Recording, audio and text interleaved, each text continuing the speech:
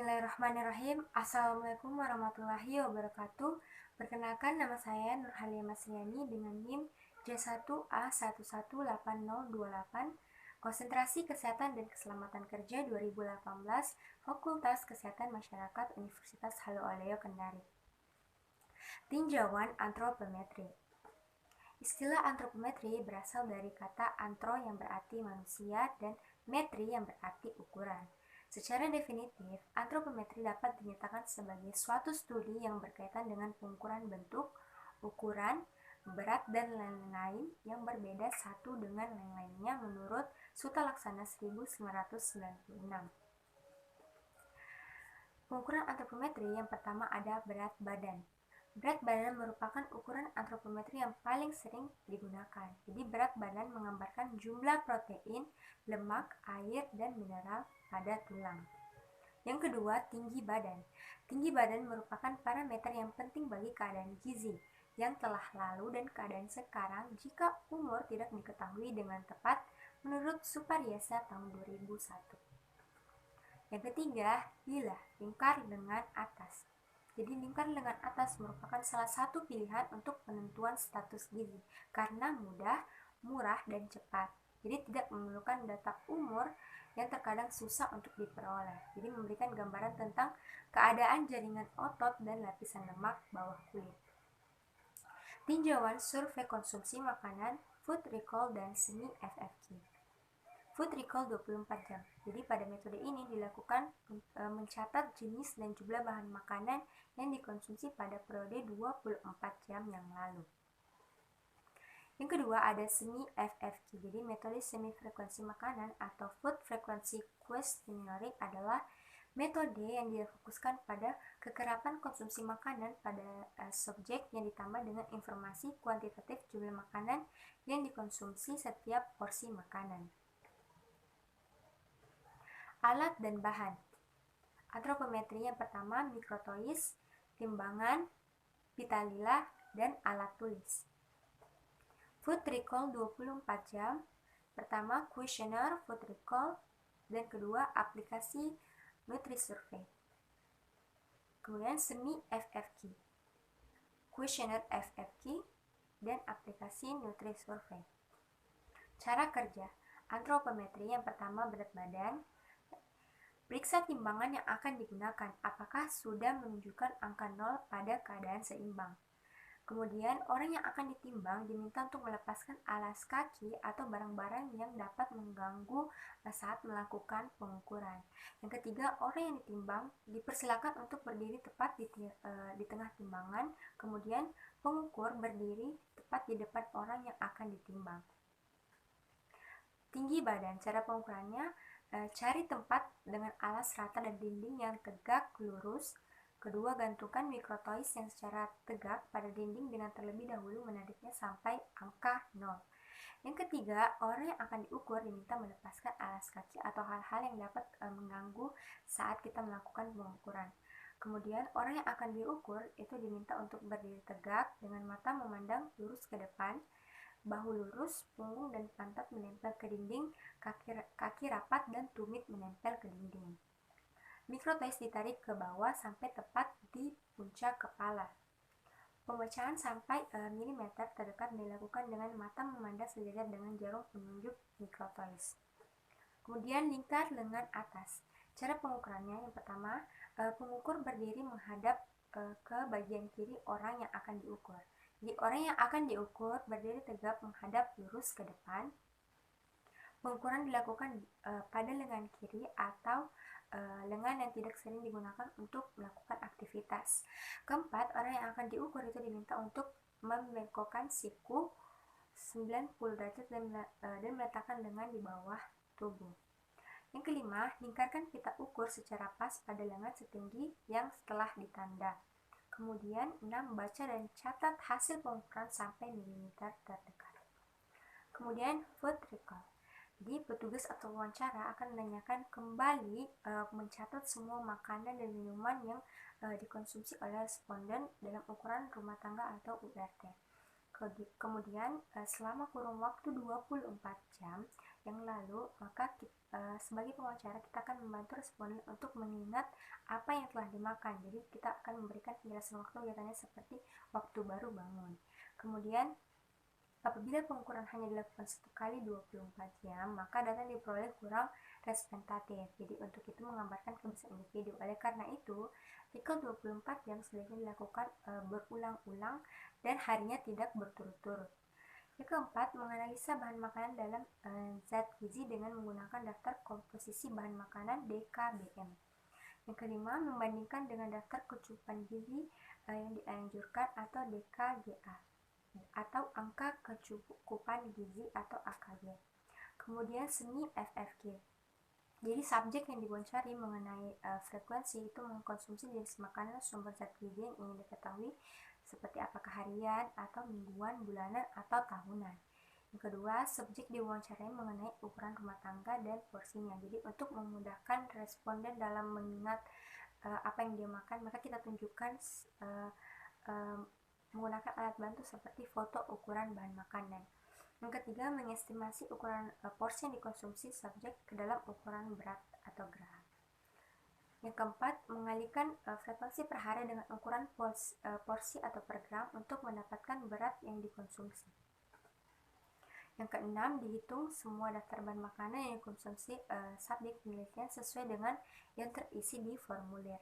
Yang ketujuh, setelah semua bahan makanan diketahui berat yang dikonsumsi gramnya per hari, maka semua berat item dijumlahkan sehingga diperoleh total asupan gizi dari subjek.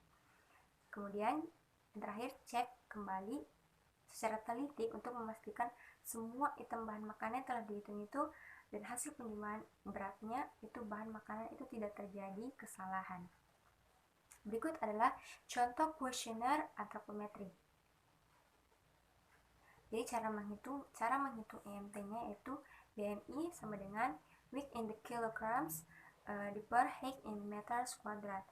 Misalnya itu Anda ingin mencari tahu apakah Anda normal atau obesitas, maka berikut adalah cara untuk menghitung indeks massa tubuh. Jadi tinggi badannya itu di kuadrat, kemudian dibagi dengan berat badan. Jadi itu adalah hasil dari indeks massa tubuh Anda.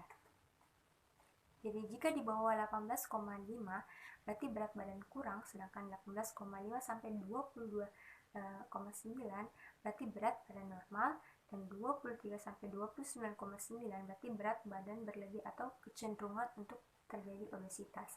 Dan sedangkan 30 ke atas maka itu adalah obesitas.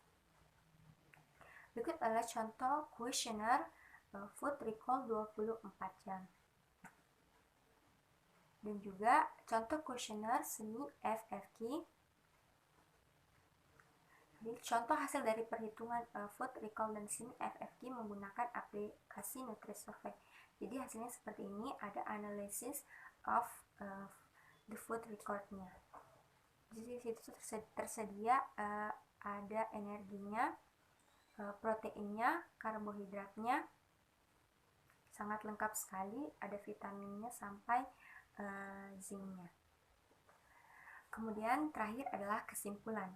Jadi penilaian status gizi merupakan penjelasan yang berasal dari data yang diperoleh dengan menggunakan berbagai macam cara untuk menemukan suatu populasi atau individu yang memiliki risiko status gizi kurang maupun gizi lebih. Penilaian status gizi yang terdiri dari dua jenis, yaitu penilaian status gizi secara langsung atau antropometris seperti klinis, biokimia, dan biofisik. Kemudian penilaian status gizi secara tidak langsung yaitu seperti survei makanan, antara lain recall 24 jam dan FFG.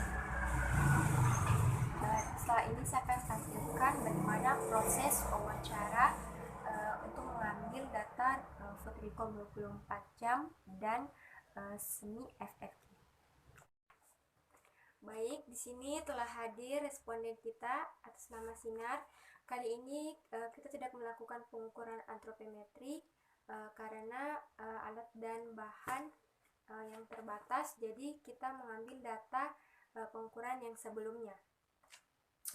Pertama kita akan mewawancarai food recall 24 jam.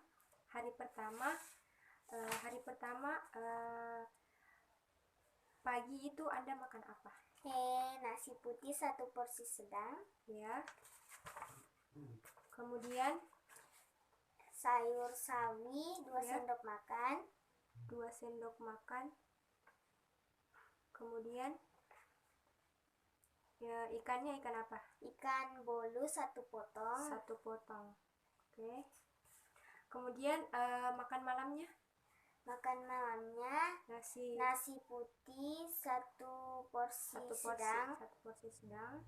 Kemudian sayurnya sayur apa? Sayur nangka 2 sendok makan. 2 sendok makan. Kemudian lauknya apa? Lauknya daging ayam, ayam goreng. Dia bagian apa? Itu dia bagian sayap. Sayap. Oke. 1 potong. 1 potong. Kemudian selingannya wafer keju 1 bungkus. Ya. Langsa 2 biji. 1 biji. Kemudian somai 1 tusuk. somai 1 tusuk. Itu saja. Ya. Setelah kita melakukan wawancara hari pertama, kemudian kita melakukan wawancara hari kedua. Hari kedua Anda makan apa? Nasi putih 1 porsi sedang. Ini pagi ya? Iya. 1 porsi. Kemudian sayurnya sayur kacang panjang. Oke, kacang panjang berapa sendok? 2 sendok makan. 2 sendok makan. Kemudian lauknya apa? Lauknya ikan bolu 1 potong. Ikan bolu 1 potong dengan telur dadar 1 butir. Oke. Kemudian makan malamnya nasi putih 1 porsi sedang. 1 porsi sedang. Baik. Kemudian sayurnya sayur apa? Sayur sup berapa sendok? 3 sendok makan. 3 sendok makan.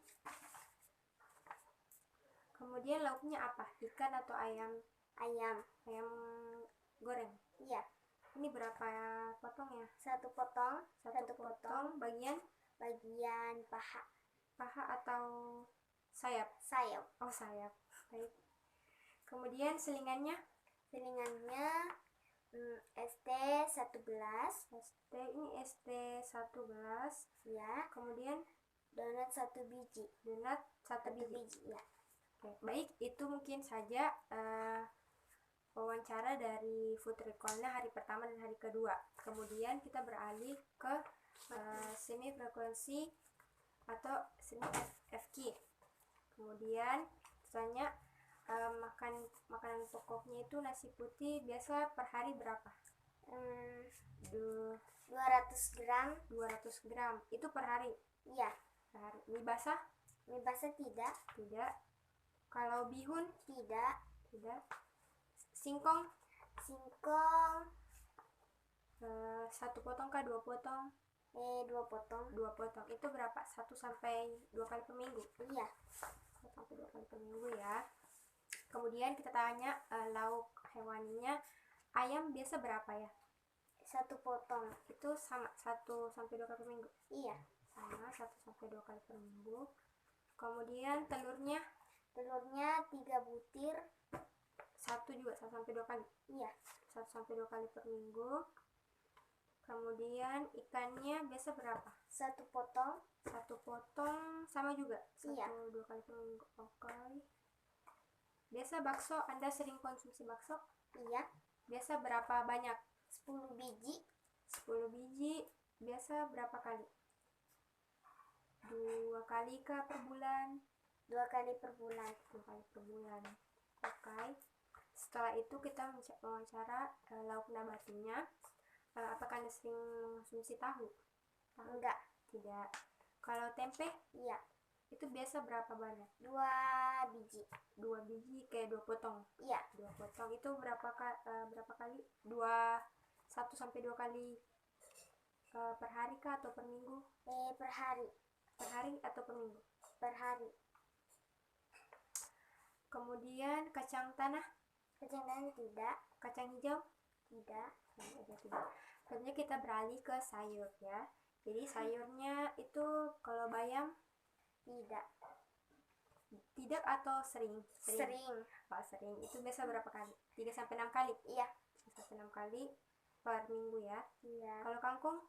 Kangkung ya. Tidak juga atau pernah? Tidak. Tidak. Kangkung. Kalau kubis? Tidak. Tidak. Kalau sawi? Iya. Sawi biasa sama ya dengan bayam? Iya. 3 sampai 6 kali per minggu. Oke. Kalau buah itu kalau buah apa yang paling ada sering konsumsi? Mangga kah, jeruk, atau pepaya atau semangka? Semangka. Semangka. Itu biasa berapa kali? 3 potong. 3 potong.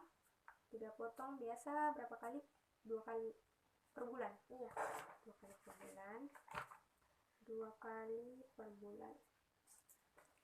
Jadi setelah kita mewawancarai, nanti maka hasilnya kita akan hitung, kita kalkulasi, kemudian nanti saya akan tampilkan bagaimana hasilnya.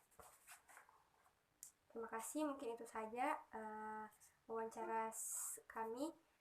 Lebih kurangnya mohon dimaafkan. Wassalamualaikum warahmatullahi wabarakatuh.